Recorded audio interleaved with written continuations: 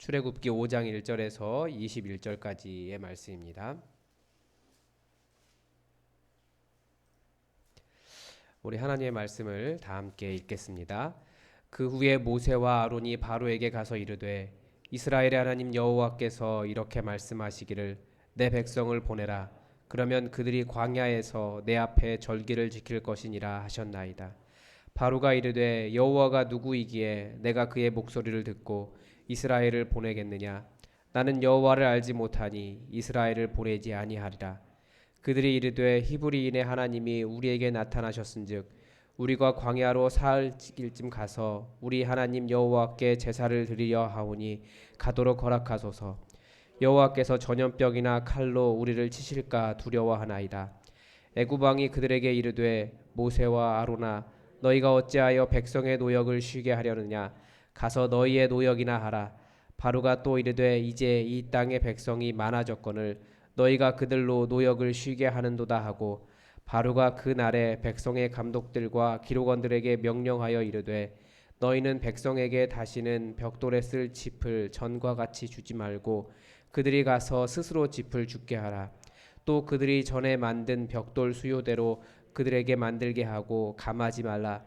그들이 게으름으로 소리질러 이르기를 우리가 가서 우리 하나님께 제사를 드리자 하나니 그 사람들의 노동을 무겁게 함으로 수고롭게 하여 그들로 거짓말을 듣지 않게 하라. 백성의 감독들과 기록원들이 나가서 백성에게 말하여 이르되 바로가 이렇게 말하기를 내가 너희에게 짚을 주지 아니하리니 너희는 짚을 찾을 곳으로 가서 주우라. 그러나 너희 일은 조금도 감하지 아니하리라 하셨느니라. 백성이 애굽 온 땅에 흩어져 곡초 그루터기를 거두어다가 짚을 대신하니 감독들이 그들을 독촉하여 이르되 너희는 짚이 있을 때와 같이 그날의 일을 그날에 마치라 하며 바로의 감독들이 자기들이 세운 바 이스라엘 자손의 기록원들을 때리며 이르되 너희가 어찌하여 어제와 오늘에 만드는 벽돌의 수요를 전과 같이 채우지 아니하였느니라 하니라.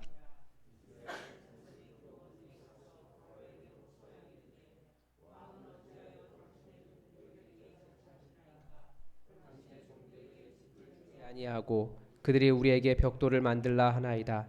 당신의 종들이 매를 맞사오니 이는 당신의 백성의 죄니이다. 바로가 이르되 너희가 게으르다 게으르다. 그러므로 너희가 이르기를 우리가 가서 여호와께 제사를 드리자 하는도다.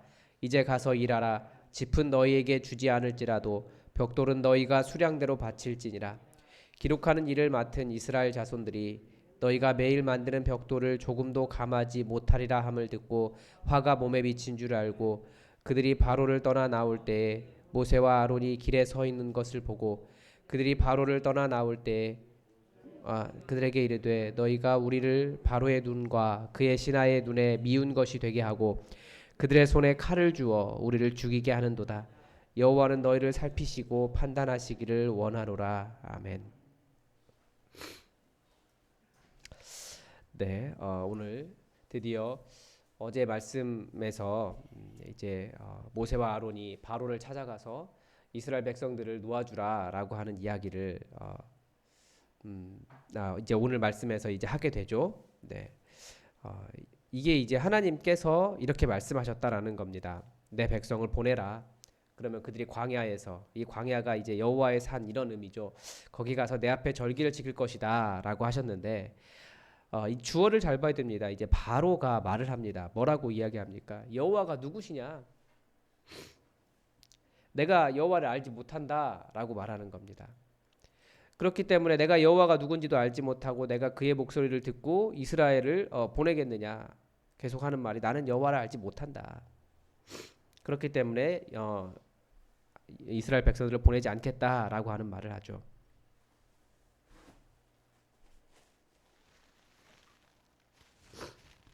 네, 죄송합니다. 이게 비염입니다. 감기 아닙니다.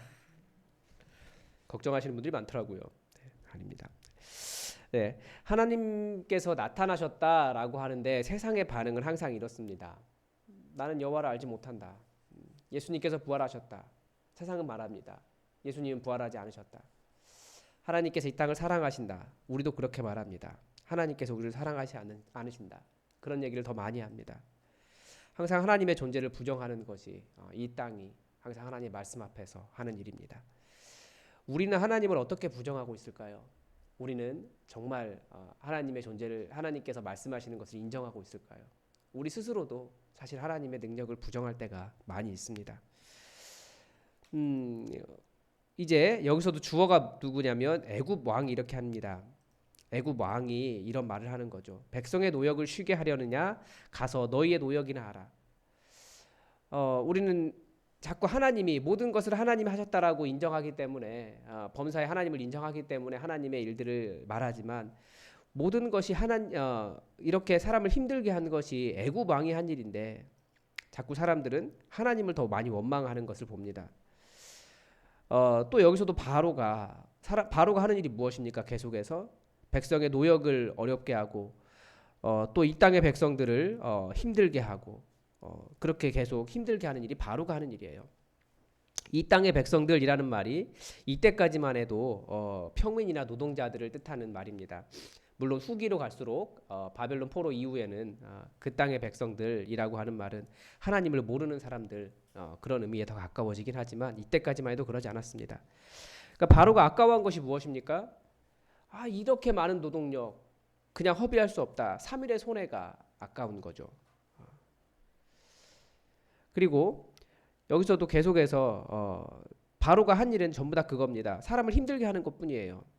그래서 결국은 집도 주지 말고 벽돌은 수요대로 다 하고 그 사람들 자꾸 게으르다라고 말하고 그 사람들의 노동을 무겁게 함으로 수고롭게 하자라고 그래서 딴 생각 못하게 해라. 뭐 이런 요즘으로 말하면 악덕 고용주에 해당하는 그런 일을 바로가 합니다. 그러니까 하나님을 아주 그 수준을 낮게 보고 있는 거죠. 거짓말 정도로 그렇게 보고 있는 겁니다. 그리고 또 바로 이번엔 누가 나오냐면 바로의 감독자들이 나옵니다. 이 사람들은 애굽 사람들이겠죠. 애굽 사람들이 이스라엘의 또 그 이스라엘 백성들, 애굽 사람들 감독하는 애굽의 바로의 감독자들이 있었고 그 밑에 이스라엘 자손들 중에서 기록원들이 있었는데 그 사람들을 때리면서 노예처럼 부려먹는 거죠. 그러면서 벽돌을 벽돌의 수요를 전과 같이 다 내놓으라라고 하는 이야기를 합니다. 그래서 이제 14절까지가 한 단락이 끝나고 이제 이 이스라엘 자손의 이 기록원들이 바로에게 호소를 합니다. 바로를 찾아가는 거죠. 왜 우리를 이렇게 힘들게 합니까? 이것은 우리가 이렇게 매를 맞았는데 이건 당신의 백성의 죄입니다. 우리가 잘못한 것이 아니고 이 사람들 잘못입니다라고 이야기를 하는데 사람들이 느껴지는 것은 바로의 명령이 더 강력하다고 느껴지는 거죠. 그러니까 이스라엘 자손의 기록원들은 이런 일을 하고 바로에게 부역하면서 이렇게 바로의 권력을 인정하는 자들인 거죠. 그리고 이 사람들이 느낀 것은 뭐냐면 그 짚을 주지 않더라도 벽돌을 그 수량대로 바치라라고 말하니까 이 사람들이 이제 전국으로 흩어져서 이 벽돌을 만드는 짧은 집들을 계속 수집을 하죠. 그래서 화가 미친 줄 알았다라고 말하는데 이게 세상의 왕을 섬기는 자들의 자세가 그렇습니다. 항상 여호와를 무시하는 거예요. 세상의 권력이 훨씬 더 커 보이고 바로 눈앞에 다가와 있는 공포가 더 커 보이는 거죠. 그래서 전체적으로 말씀에서 무엇을 볼 수 있습니까? 맨 마지막에 21절에 가보면 계속해서 바로가 사람을 힘들게 했는데 이스라엘 자손을 힘들게 했는데 사람들은 바로를 원망하는 것이 아니라 하나님의 사람들을 원망하더라는 거예요. 하나님의 말씀을 전해준 사람들을 원망하고 하나님을 원망하고 누구를 원망해야 될지 누구와 싸워야 될지를 정확하게 사람들이 파악을 못합니다. 그래서 오늘 말씀에서 계속해서 보여주는 것 주어를 보면 누구를 원망해야 하는가 누가 나를 힘들게 했는가 이 부분에 대해서 우리는 명확하지 않다라는 거죠. 사실 말씀은 명확하게 바로가 이렇게 이야기합니다. 그런데 우리는 하나님을 원망을 더 많이 해요. 심지어 어떤 식으로도 하냐면 하나님을 인정하는 것 같으면서도 하나님을 원망하는 것이 우리입니다. 그것을 가장 잘 보여주는 게 욥기입니다. 욥의 친구들이 다들 신앙이 좋은 사람들이었어요. 근데 욥이 고난을 당할 때 그 사람들이 와서 한 말들 하나님은 선하신 분이신데 너에게 이런 일을 행하신 거 보면 네가 잘못한 거야. 이게 하나님을 인정하는 건가요? 아니에요. 하나님을 원망하는 거예요. 그리고 하나님께서 분명히 네가 회개하면 더 큰 일을 너에게 복을 주실 거야. 우리 이런 식으로 해석 많이 하는데 그것도 마찬가지로 원수를 사탄을 원망하는 것이 아니라 오히려 그 사람 정죄하고 하나님을 원망하는 것이랍니다. 아니에요. 하나님 그러신 분이 아니라 지금 본문에서 나타난 하나님은 어떤 분이십니까? 지금까지 나타난 하나님은 어떤 분이십니까? 노예가 되어서 고난당하는 그 이스라엘 백성들을 안타깝게 여기시고 그들의 부르짖음에 응답하셔서 그들을 위해서 그들을 사랑하셔서 언약을 기억하셔서 그들에게 구원자를 보내신 하나님이십니다.